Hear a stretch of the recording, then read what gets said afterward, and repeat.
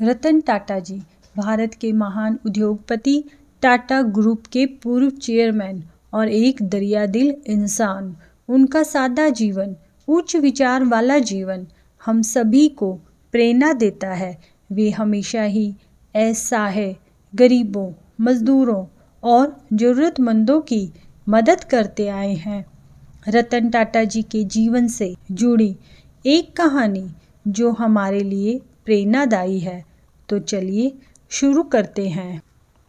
एक बार एक telephone interview में भारतीय अरबपति रतन जी टाटा से रेडियो प्रस्तोता ने पूछा, सर, आपको क्या याद है कि आपको जीवन में सबसे अधिक खुशी कब मिली?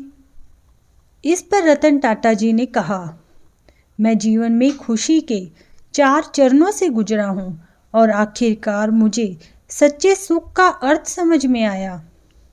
पहला चरण धन और साधन संचय करना था, लेकिन इस स्तर पर मुझे वह सुख नहीं मिला जो मैं चाहता था।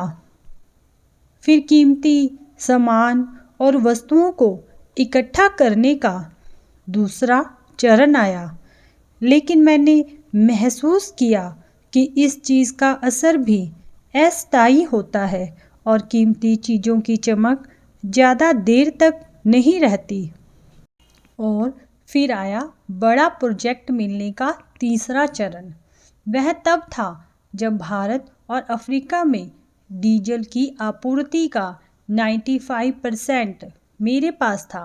मैं भारत और एशिया में सबसे बड़ा इस्पात कारखाने का मालिक भी था, लेकिन यहाँ भी मुझे वो खुशी नहीं मिली जिसकी मैंने कल्पना की थी। चौथा चरण वह समय था जब मेरे एक फ्रेंड ने मुझे कुछ विकलांग बच्चों के लिए व्हील चेयर खरीदने के लिए कहा।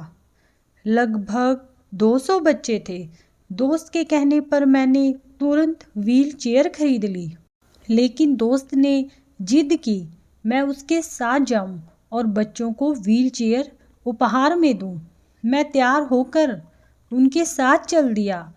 वहाँ मैंने सारे बच्चों को अपने हाथों से व्हील चेयर दी। मैंने इन बच्चों के चेहरों पर खुशी की एक अजीब सी चमक देखी।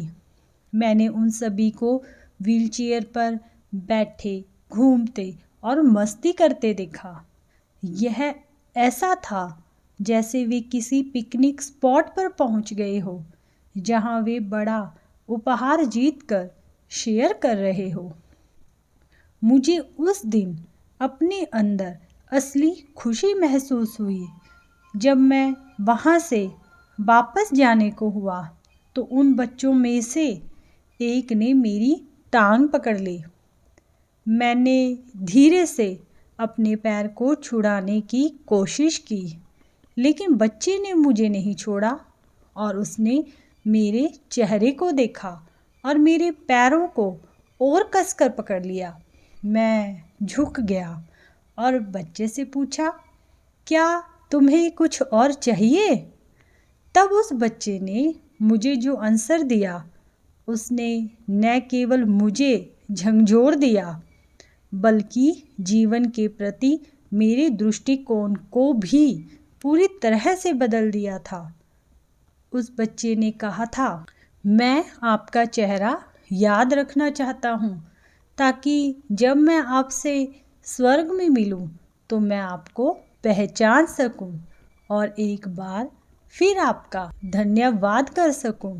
ये शानदार कहानी का मर्म यह है कि हम सभी को अपने अंतर्मन में झांकना चाहिए और यह मनन अवश्य करना चाहिए कि इस जीवन और सारी संसारिक गतिविधियों को छोड़ने के बाद आपको किस लिए याद किया जाएगा।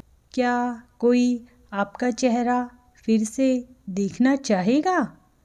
यह बहुत मायने रखता है।